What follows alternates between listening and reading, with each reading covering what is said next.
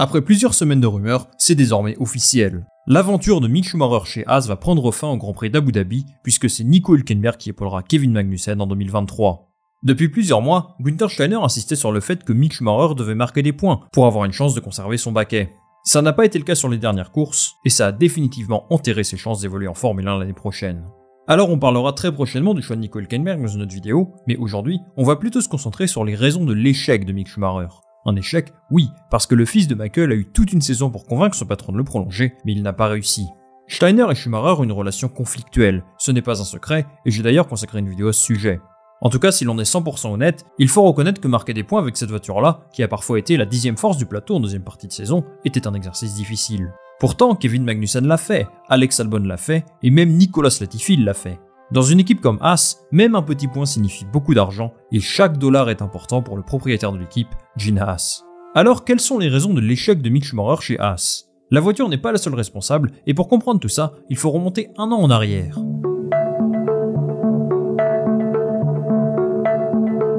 2 décembre 2020. Cette date restera gravée à jamais dans la mémoire de Mick Schumacher, puisque c'est le moment choisi par son écurie pour officialiser son arrivée la saison suivante. En ce jour de novembre 2022, quasiment 2 ans après cette annonce, force est de constater que les choses n'ont pas évolué comme il le souhaitait. Alors que s'est-il passé durant ces 2 années? Déjà, il convient de rappeler comment il est arrivé en F1. On peut identifier 3 facteurs, ses performances, son nom et ses connexions avec Ferrari. D'un point de vue sportif, Mick Schumacher arrive avec un statut, puisqu'il est champion de Formule 2. Champion de F2 qui passe en F1, sportivement, il n'y a pas trop de débat, même si la saison de F2 2020 n'était pas la plus relevée qui soit. Son nom a également joué à son avantage, bien sûr. Quand tu es le fils de Michael Schumacher, cela va sans dire que ça ouvre des portes. C'est surtout un sacré coup marketing qui peut rapporter beaucoup à l'écurie qui te recrute. Schumacher a apporté pas mal de sponsors à Haas, et si c'est bien sûr la famille Mazepin qui a financé en grande partie l'écurie, il ne faut pas sous-estimer cet aspect dans l'arrivée de Schumacher, surtout en 2021, en plein milieu d'une crise sanitaire aux conséquences économiques sans précédent. Enfin, le soutien de Ferrari a été déterminant pour Schumacher. Haas est en quelque sorte la petite sœur de la Scuderia. Elle possède même ses propres bureaux à Maranello, le siège de Ferrari. En clair, tout collait pour que Mick soit promu chez Haas. Pour comprendre les raisons derrière la fin de son aventure chez Haas, il faut regarder la saison 2021 en premier lieu. Je sais qu'il y a beaucoup de monde qui considère que cette année-là compte pour du beurre, mais je ne suis pas forcément de cet avis. Je considère même qu'elle pose les bases de l'échec de Schumacher en Formule 1. Cette saison-là, Haas possède peut-être l'un des pires duos de pilotes de l'histoire de la F1 moderne. Je parle sur les 10 ou 15 dernières années. Ce tandem de rookies Nikita Mazepin-Mick Schumacher n'a pas brillé, et ils ont récolté un magnifique total de 0 points en 2021. Évidemment, le problème principal c'est la monoplace. La Haas 2021 n'a connu aucune évolution et était très largement la moins rapide de la grille. Alors je ne vais pas trop parler de la performance de la monoplace, parce que vous savez à quel point elle était minable l'année dernière. J'ai plutôt envie de me concentrer sur les prestations individuelles de Schumacher et l'environnement dans lequel il évolue. Il a eu en quelque sorte de la chance d'avoir comme coéquipier Nikita Mazepin, qui n'était clairement pas une foudre de guerre. La comparaison entre les deux pilotes était largement à l'avantage de Schumacher. Forcément, quand tu roules à côté d'un pilote qui n'a pas le niveau, ça donne tout de suite l'impression que tu fais du bon travail. Mais Schumacher n'a pas brillé en 2021. Il a connu beaucoup d'accidents qu'on pourrait qualifier d'erreurs de rookie. Alors certes, la monoplace était difficile à conduire, et Mazepin a fait encore pire. Mais est-ce qu'un pilote plus expérimenté aurait connu les mêmes déboires? Cette réflexion-là, elle est dans l'esprit de Günther Steiner depuis longtemps. Aux yeux de Steiner, Mick n'est plus un rookie en 2022, et cette année 2021 ne compte pas du tout pour rien. Dans son esprit, Mick Schumacher n'a pas réalisé une bonne saison l'an dernier, et il en attendait plus cette année, tout simplement. Mais en 2022, tout ne s'est pas passé comme Steiner le souhaitait. Et mine de rien, je pense que c'est la première partie de saison qui a condamné Mick. Une stat hallucinante, c'est que Haas a marqué un tiers de ses points sur les 2 premières courses. Jusqu'au Grand Prix d'Espagne à peu près, la monoplace pouvait rivaliser avec Alfa Romeo, McLaren et même parfois Alpine. Kevin Magnussen en a largement profité pour inscrire des points ô combien précieux pour l'écurie. Et Schumacher dans tout ça, eh bien il ne sait pas distinguer de la bonne façon.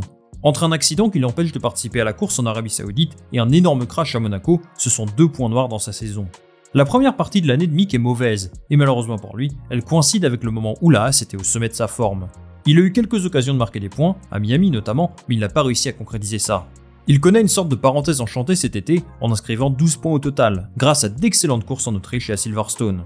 Ces 2 grands prix montrent ce qu'il est capable de faire avec une bonne voiture et qu'il a clairement le niveau pour marquer des points de temps à autre. Si l'on s'en tient à un bilan statistique très simple, Schumacher a marqué moins de points que Magnussen dans cette deuxième partie de saison, et pointe à 13 points de son coéquipier, soit moitié moins que lui. En plus de ça, la pole position de Kevin Magnussen au Brésil est arrivée au pire moment pour Schumacher. Au bout du compte, la comparaison fait mal. Mais est-ce que les chiffres reflètent la réalité? Mick Schumacher mérite-t-il vraiment de perdre son baquet?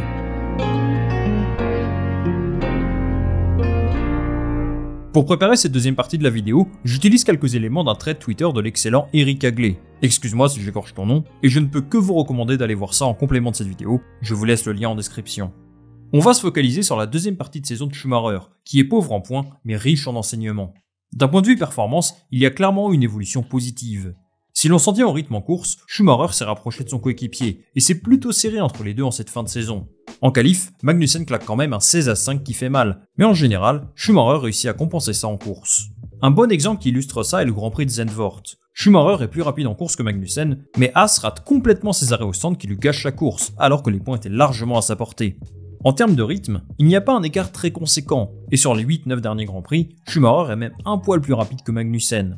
Après, la vitesse, ça ne fait pas tout. Il y a aussi la gestion des pneumatiques, la stratégie, le ressenti du pilote, qui font qu'une course se passe mieux qu'une autre. Tout de même, Schumacher a affiché un niveau correct dans cette deuxième partie de saison, souvent gâché par les stratégies de son équipe, comme à Suzuka par exemple, où il le laisse sur des pneus wet un peu trop longtemps. On peut aussi parler du niveau catastrophique de la Haas sur certaines courses et de quelques soucis mécaniques rencontrés, comme lors du Grand Prix du Canada, où son moteur s'est subitement arrêté. Sans être étincelant et au niveau des meilleurs pilotes, Schumacher réalise une deuxième partie de saison bien meilleure que la première. Le problème pour moi, c'est qu'on compare ses performances un peu trop à celles de Kevin Magnussen.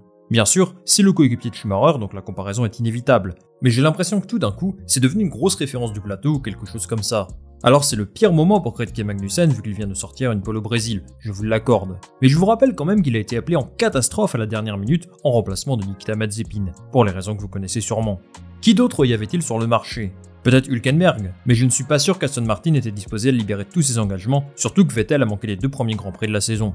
Steiner avait besoin d'un pilote de confiance et performant directement. C'est pour cette raison que Magnussen a été appelé. Mais gardez à l'esprit qu'il n'aurait peut-être pas été son choix numéro 1 en temps normal. Magnussen a sans doute profité de cette situation exceptionnelle pour négocier un bon petit contrat et se libérer de toutes ses obligations.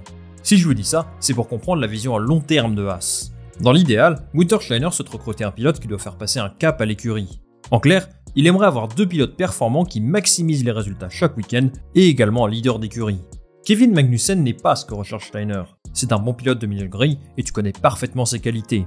Il va aller chercher les points dont l'équipe a besoin, mais de là à dire qu'il peut faire passer un cap à l'écurie, je ne crois pas. À la base, Ricciardo était l'option numéro 1 de Steiner. Le problème c'est qu'il ne souhaite pas rouler pour une écurie de bas de tableau, quitte à passer un an comme pilote de réserve. Ricciardo indisponible, c'est Hülkenberg qui est apparu comme le choix numéro 1 pour Steiner. Et je comprends totalement sa décision. Ce n'est peut-être pas le pilote qui va te faire passer un cap, mais il t'apporte au moins autant de garanties que Kevin Magnussen. Et dans une écurie de bas de tableau, ça compte. Je ne vais pas trop me pencher sur le cas Hülkenberg, mais pour faire court, compte tenu des options disponibles sur le marché et de la vision de Günther Steiner, c'est lui qui apporte le plus de garanties.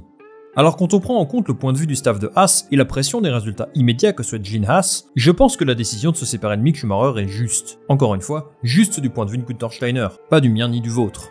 Schumacher a affiché un rythme de course impressionnant parfois. Il a progressé, mais cette progression est trop lente aux yeux du staff de Haas qui lui préfère un pilote confirmé, habitué aux difficultés du midfield et avec très peu d'incertitude sur son niveau. Je suis certain que Steiner est conscient que Schumacher a un potentiel à exploiter. Toutes les données dont on dispose nous, Steiner les a également. Il ne peut pas être passé à côté de la progression de son pilote. Mais ça, il s'en fiche. Ce qu'il veut, ce sont des points. Et conserver Schumacher une saison de plus constitue un risque qu'il n'est pas prêt à prendre.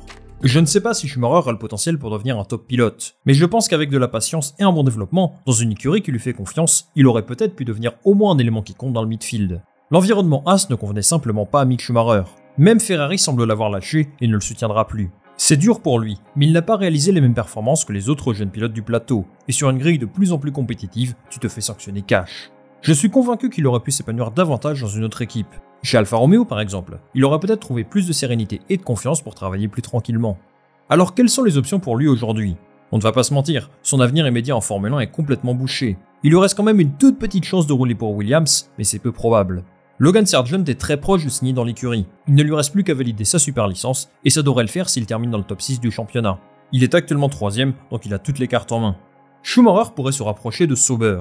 Audi a officialisé sa collaboration avec l'écurie à partir de 2026, et avoir un pilote allemand dans l'équipe est apparemment un objectif. 2026 c'est loin, mais j'imagine que s'ils le veulent vraiment, ils pourraient le faire signer à la place de Bottas s'il souhaite partir, ou à la place de Zhou, si Fred Vasseur n'est plus satisfait de lui, chose qui n'est pas à l'ordre du jour. Enfin, l'option la plus probable pour lui est de signer comme pilote de réserve chez Mercedes. C'est en tout cas ce qui semble se dessiner, et je pense que c'est un bon tremplin pour préparer un éventuel retour dans quelques années.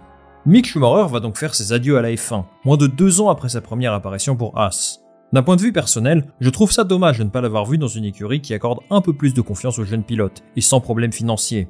Dans un sport qui va si vite, la lente progression de Mick lui aura été fatale. J'espère le revoir un jour sur la grille pour qu'il nous prouve à tous qu'il mérite une deuxième chance. Seul l'avenir nous le dira.